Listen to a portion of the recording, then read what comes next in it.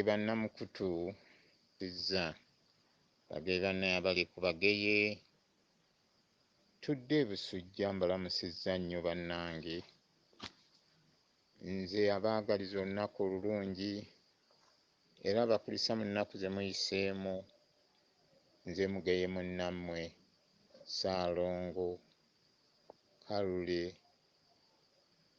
Kiweeweesi Mondo omugeye.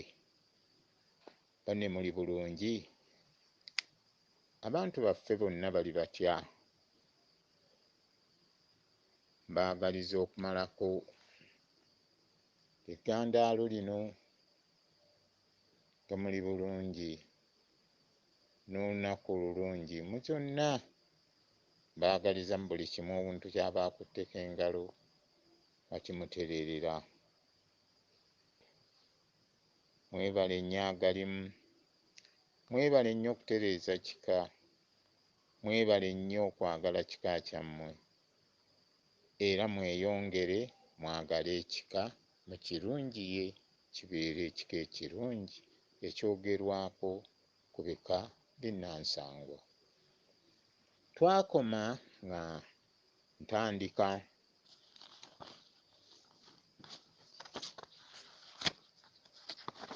ku kika kyaffe twali ku kusomesa era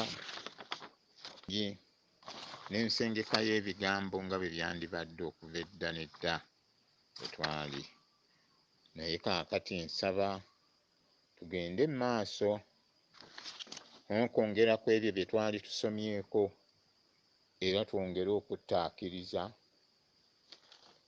entandikwa yaabyo.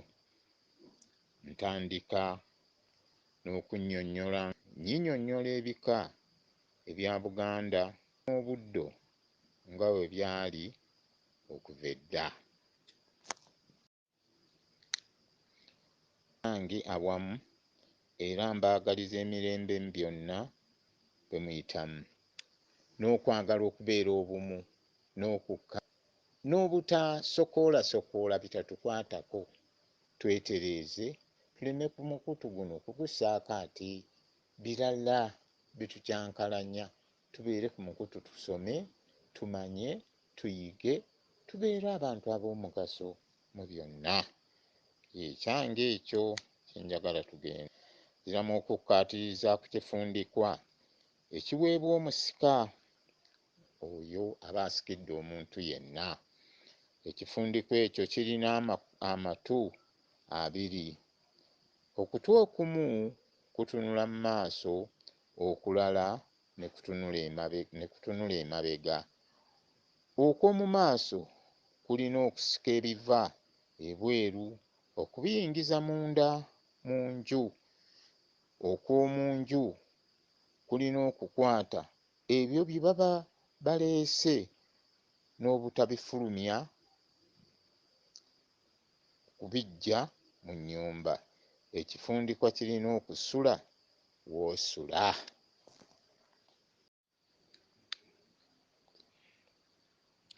Abasika bano nga bamaze okusika, nga bamaze bamaze okukakasibwa, baba bataddeko, bamaze okukakasibwa oyo omusomesa abateekako.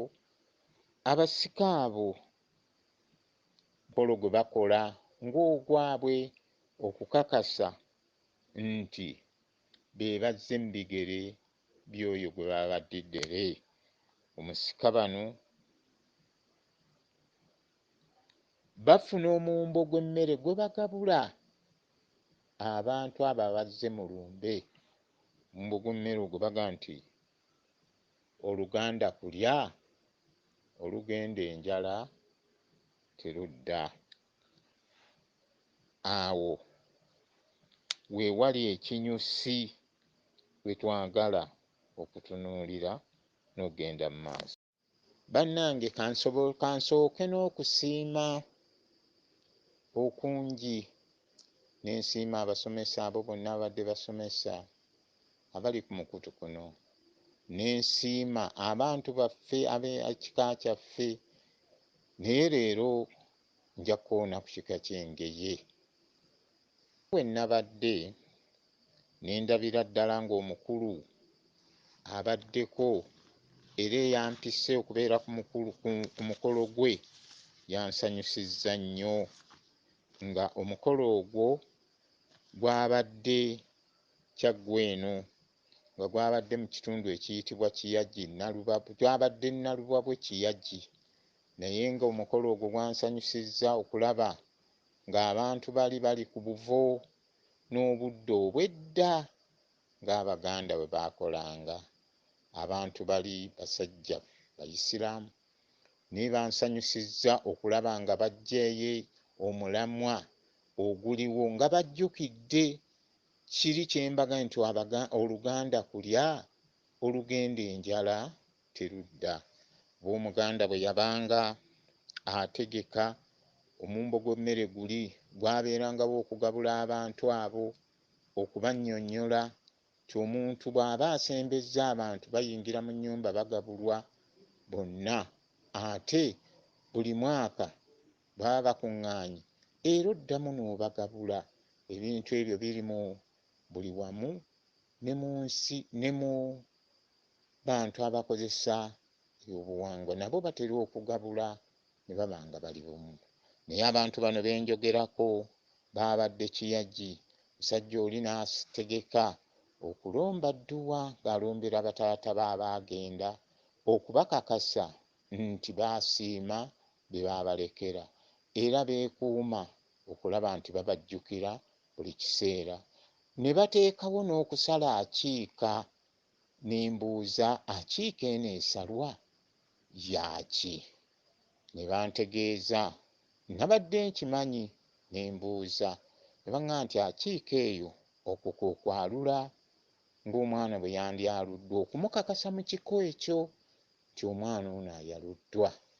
Neebaza nnyo Sheikh Mugga Kassim, weebale nnyo ne bantu banno b'okulembera ab'ennyumba ya Swaibu Museveni awo e Kiyagi. Omulimu gwe mwakoze, omulimu gwe mwaleese, gwe mwandaze, ne ndabira ddala nti ennyumba ya Swaibu teyagenda, Swaibu akyaliwo, abaana bamumanyi, abaana bamanyi abantu.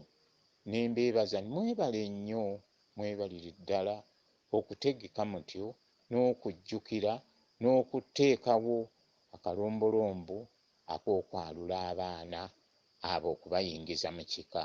Mwebale nnyo Sheikh Mugga, mwebalire ddala. Mugende mu maaso, ake kalombolombo ak'Abaganda abaakolanga ne bategeka ne baba nti baalula abaana. Mwebalire ddala, mbeebaza emirundi gyonna.